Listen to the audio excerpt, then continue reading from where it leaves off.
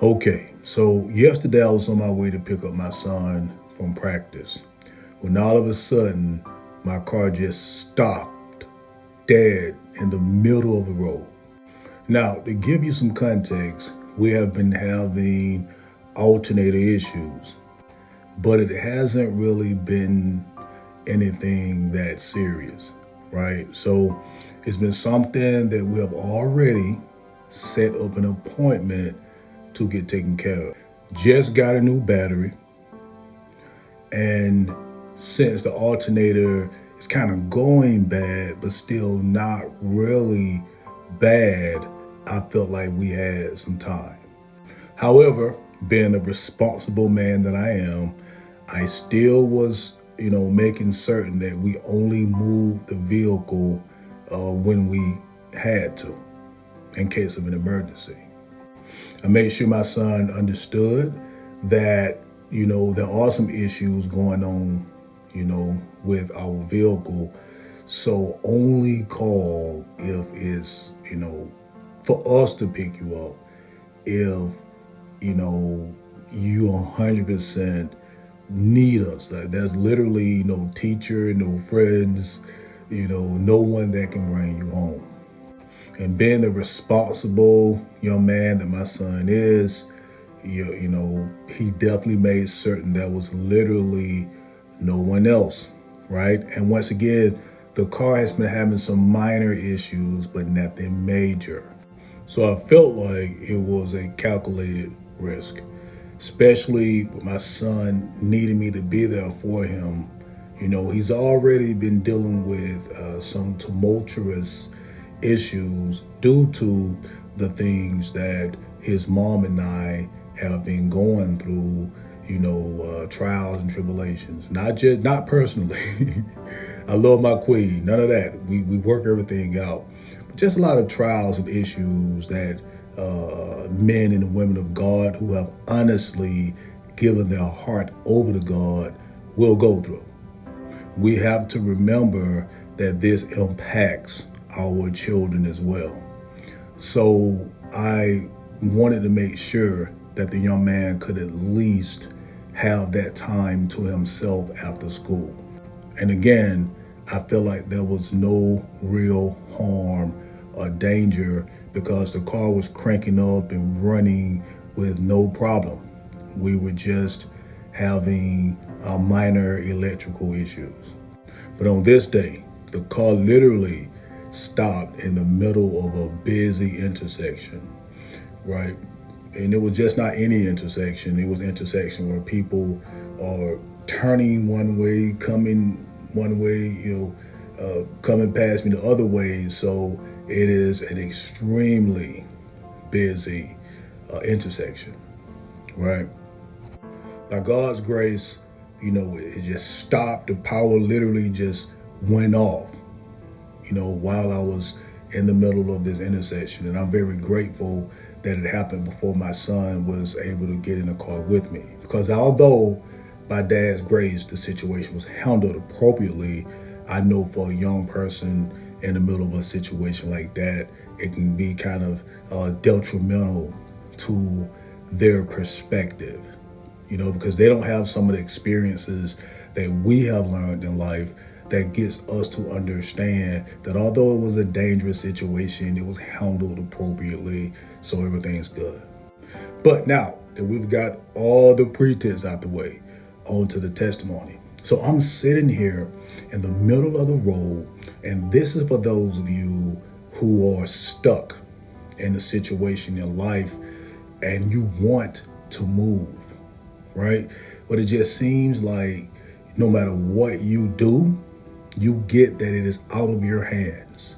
There's nothing you can do in this moment to get you to move to where you want to be. You have someone waiting on you. In my case, my son was up at the school, waiting on his father to come and pick him up. And he know if Dad give his word, Dad will move earth and hell to get to him and make sure he's taken care of, right? I have my wife who is waiting on me to pick up our child and do it safely you know what I mean, and get back safely.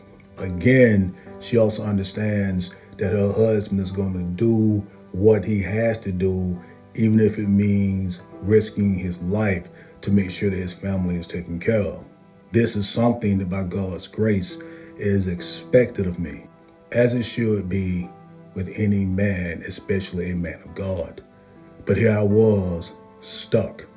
I had people going all around me, and this is the crazy thing. I did not realize society has literally gotten to this point.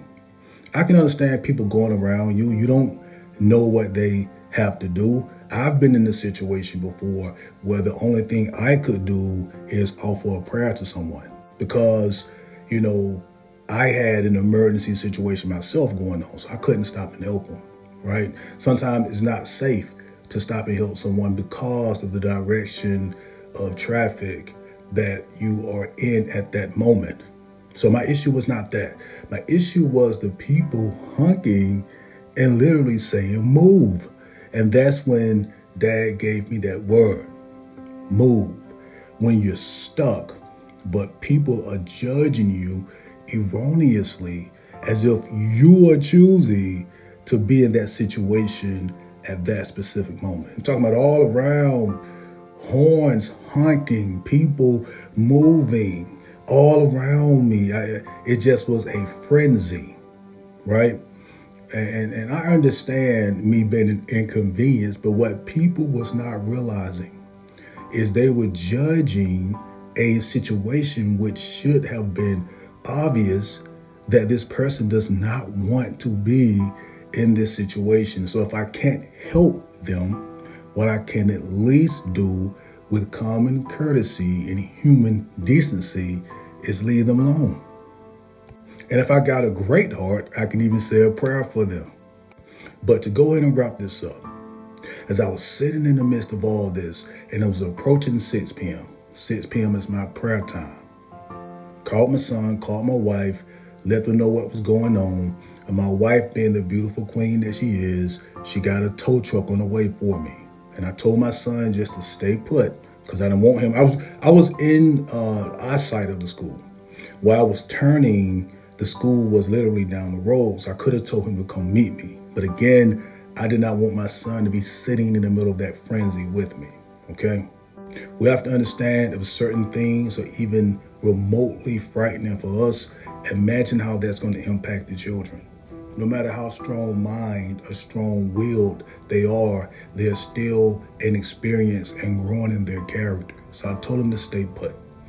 Prayer time was approaching, and after I knew the tow truck was on the way, I tried to turn on the hazards, but of course, the entire electrical system is shot, so the hazards won't come on. So letting people know as best I could to go around, let them know, I'm actually working on the situation now. I'm trying to get it handled. I could not get out and push the vehicle because once again, I have people flying all around me from several different areas. Trust me, being an introvert, I did not like being the center of attention, especially the center of so much aggressive attention. So I sat there and I told the Lord in that moment, there's literally nothing I can do. I want to move, but I can't. These people are judging me. They're not understanding that I'm not still in this position because I want to be, but because I have to be. And I prayed to him and I reached out to him. I still prayed that prayer at 6 p.m. I asked him to show up for me like I knew that he would. And guys, no lie, literally like in the movies, someone knocked on my window and asked to help me. And they used their vehicle to block the back. And then we got the vehicle out of the road. It's something that I wasn't thinking about that this gentleman did. We were next to some cones, that where they were doing road work. We simply moved the cones, moved the vehicle right off the road. He jumped me off. I didn't know if that was going to work, but it did. And by Dad's grace, the prayer that I prayed, I was able to show up for my son and show up for my wife, but only when God showed up. Remember that and be blessed.